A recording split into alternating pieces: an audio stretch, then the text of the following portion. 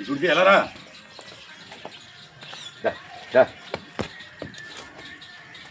ఈ లూజ్ అంతా కూడా చెయ్యాలండి. రోజు మీద 20 లీటర్ల పాలు హామీగా అవుద్దండి. అంటే 20 ఎత్తదా గేదెని అడుగుతారు. 100 గేదెల్లో గేదె 2 గేదెలు ఉంటాయండి. 18 లీటర్లు 20 లీటర్లు ఇచ్చి గేదెలు. అంతేగాని మామూలుగానే 9 వేసి 10 వేసి ఎత్తున్నాయండి అని చెప్పేసి ఉన్న గేదెలకు అన్నిటికీ చెప్పాలి కదండి. మేము చెప్తులేదు కదా. ఇగో ఇక్కడ దాకా చేయాలండి. కొద్దిగా ఇంకా ఏంటో కూడా ఇంకా టైం ఉందండి. దీని లూజ్ చూడండి. లూజ్ ఎంత లూజ్ ఉందో, ఎంత సంఖ్య ఉందో, దీని నడువు ఎంత ఉందో చూడండి. గేదె కూడా క్వాలిటీ అండి. క్వాలిటీని బట్టి ఇస్తాయి పాలు. అంతేగాని మామూలుగా ప్రతి గేదె ఇచ్చేదండి.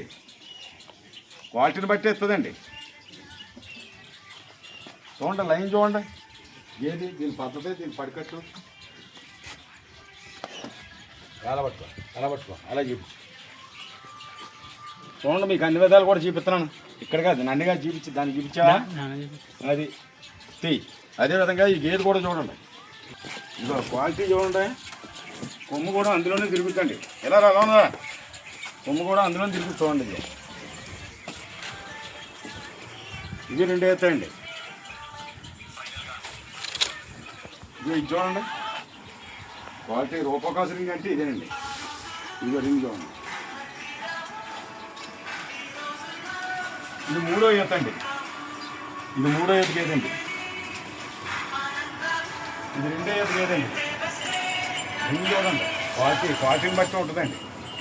మీరు కొనుక్కునేటప్పుడు చాలా జాగ్రత్త చూసి కొనుక్కోండి. రైతు సోదరులు డైరీ పెట్టినోళ్ళు కానీ, పెట్టబోయేవాళ్ళు కానీ, పెడదాం అనుకున్న వాళ్ళు కానీ, ఒగ్గేది 2 గేది 2 గేది కొనుక్కుని లేపుకుందాం అనుకున్న వాళ్ళు కానీ 3 రకాల ఖర్చులు ఉంటాయండి. ఒకటి ఉబ్బరి ఖర్చు ఉంటుంది, ఒకటి బిళ్ళ ఖర్చు ఉంటుంది, ఒకటి జారు ఖర్చు ఉంటుంది, ఒకటి గుడ్లమై వస్తుంది, ఒకటి కోలమై వస్తుంది, ఒకటి ముంతమై వస్తుంది. చూసి కొనుక్కోవాలా. 2వ ఈత అండి ఇది. ఇదిగో ఇప్పుడైతే 6-6:30 పాలు అవుతుందండి. అంటే రోజుకు 12:30 13 ఒళ్ళు ఆరితే 15 లీటర్ల పాలు అవుతుందండి. ఇది ఇంకా పెగ్నెట్ అవ్వలేదండి. ఇది పెగ్నెట్ అయిందండి. ఇప్పుడు 6-12 లీటర్లు ఇస్తుందండి. ఇది ఒళ్ళు ఆరితే 15-16 లీటర్ల పాలు అవుతుందండి. 2వ ఈత పెయ్య. ఇది అయితే మామూలుగా 9 కానీ 10 లీటర్లు కానీ, అంటే 18 లీటర్లు కానీ 20 లీటర్లు కానీ పాలు అవుతుందండి. ఇంకా పెగ్నెట్ అవ్వలేదండి. లైన్ మంచిది, ఇది సంఖ మంచిదండి.